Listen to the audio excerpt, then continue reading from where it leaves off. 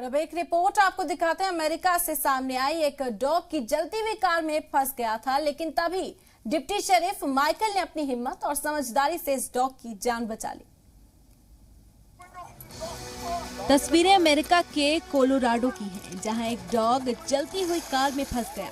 आप इस कार से उठते धुएं को देखकर अंदाजा लगा सकते हैं कि हालात कितने मुश्किल थे। अगर सही वक्त पर इस डॉग को बाहर नहीं निकाला गया होता तो उसका बच पाना मुश्किल था।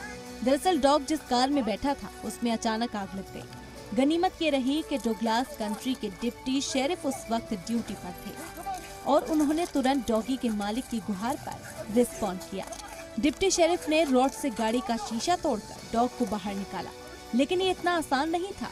आग लगने की वजह से धुआं इतना ज्यादा था कि कुछ भी देखना मुश्किल हो रहा था।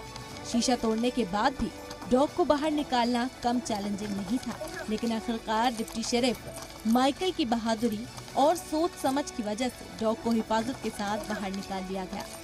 इस हादसे को देखकर लगता है कि वो कहावत सच है कि अगर ईश्वर किसी को बचाना चाहे तो कोई भी उसका कुछ नहीं बिगाड़ सकता।